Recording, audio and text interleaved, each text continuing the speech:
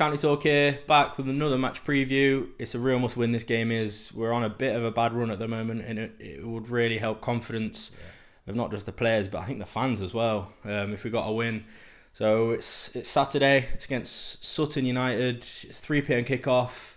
Yeah, I'm really looking forward to it. I think it's a real big opportunity now for us to bounce back because we need it now more than we have done all season. It's a £10 game, isn't it? It is, yeah. £10 in. It's one of the Christmas specials. I think they're doing it for a couple of the home games, but yeah, we'll see how that pans out. Oh, it does with attendances at a crucial time. Yeah. So, we've already played Sutton. Now I think we've played maybe every team in the division. Ball, Maidenhead, maybe. I'm not sure, but 1-1 when we last played them in September. Harry Buteman gave them the lead on 11 minutes, and then on 52 minutes, Wootton levelled for them. We spoke about it before. 7th of September, it was too early in our season after everything that had gone on to really give an assessment of where we are compared to Sutton. Not sitting 11th on 32 points, Sutton sitting 20th on 25 points, so that's 7-point gap. It's a cushion at the minute, but as we've seen in this league, it can decrease. Sutton have 15 of their 25 points away from home this season, so that's something to watch out for. They're better away than at home. And with Notts' form at the minute, we'll have to see how that pans out together. It's a really tough one to call. And in terms of last 5 games, Notts 5 points from 15, which is terrible, isn't it? It's getting close to relegation form in the last 5. Sutton 9 points from 15, and Sutton are really on the up. I mean, they've got 3 wins in their last 4, but before that, weren't they were winless in 9? So, they've really hit that patch now, and as we've seen with teams that hit a patch, they can extend it. So it's going to be important that we keep switched on Saturday. Definitely, yeah. Moving on to players to watch for Sutton. Now I'm going to go straight in with Craig Eastmond. He's a midfielder. He's got lots of league experience. He's played all over the divisions, hasn't he? Okay. He's actually got 4 games for Arsenal at the beginning of his career, which is, it's quite notable for a player who's played in this division. A lot of these players have academy experience. And they never make it, but. Yeah. It's one of the first we've seen that's actually played. Yeah, interesting. And he's had a few yellows and reds this season, so he's not shy from getting a card. Yeah, exactly. I've already mentioned him. Harry Buteman scored against Notts last time. Midfielder, he was our pick of the ones to watch last time, wasn't he? When we played, and he ended up scoring, so hopefully not this time. He scored last time out as well, so he's coming into the game after getting a crucial goal for Sutton. And 8 goals from midfield. I mean, it's better than any of our players, isn't it? And he's a midfielder. Wharton's on 9, isn't he? Is he? Yeah. Well, still better than most of our players from midfield. So, yeah, pretty good. Moving on from him, we've got Tommy Wright. Now he's a striker. 5 goals, you wouldn't say it's fantastic. Obviously, he's got Buteman that's getting them, so he's got a bit more to his game than the goals, hasn't he? He's not been prolific all season, but 3 goals in his last 2. And 2, which were actually the match winners against Harrogate last time out. So another player that's coming in bang on in form. Go. Moving on to team news for Notts now. There's not massive amounts of news at the moment at the point of recording. So obviously, other than O'Brien, who we're hoping can be back sooner rather than later. No one knows anymore, do they? No, that's right. But we'll go into our lineup. Now, obviously, I'm going to start with Slocum in goal. You can't really change it. Right back. Feels like a waste of time doing it though, doesn't it? Because if the team's not changed again, it's crazy. Oddly said it, hasn't he, in the week that he doesn't feel like he has any options, and I just don't buy that. There are options. It's funny, I am behind Ollie. I have faith in him, but I don't want to pick fault with him, but. At the start of the season, he was saying about how he's got problems where he's got 2 people that are fighting for position, and now all of a sudden we haven't got options. It's just a bit strange. I mean, we don't see what goes on behind. Yeah, no.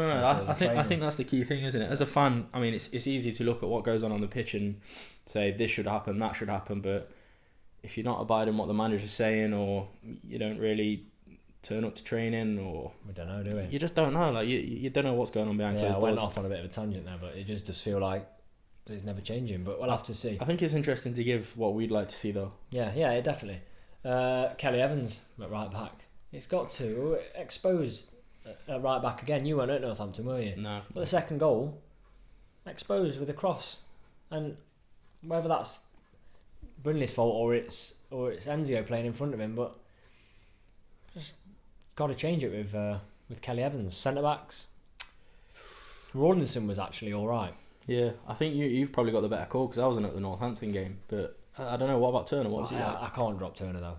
I feel the same way as well. So I go Turner.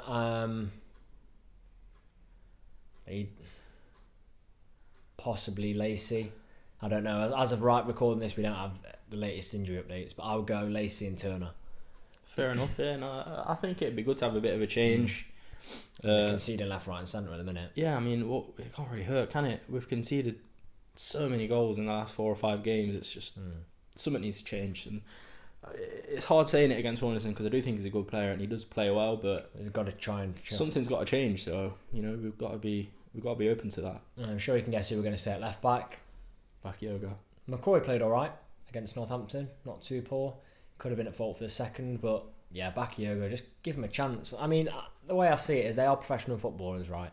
And they're getting training, but nothing can replicate a match. And it's now getting to the point where players are not going to be match fit. I don't care if they're playing under 23s, whatever, training ground matches, it's not the same. When's the last time Bakayoko got any minutes? When's the last time Kelly Evans got minutes? So then you're falling into the category of players aren't going to play well when you bring them on because they're not match fit. Yeah.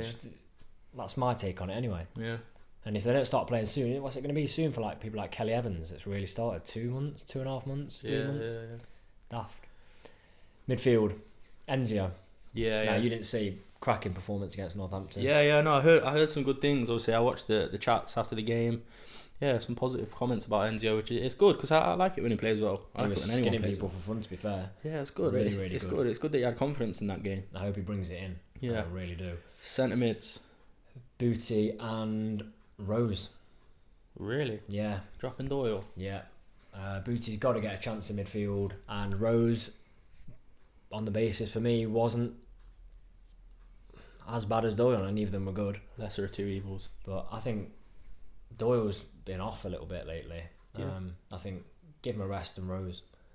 Maybe they'll benefit him. I don't know. I'd probably go Doyle and Booty, but fair enough. Yeah. I think it's got to be Booty, though, hasn't it? Yeah, definitely. Yeah. Left midfield.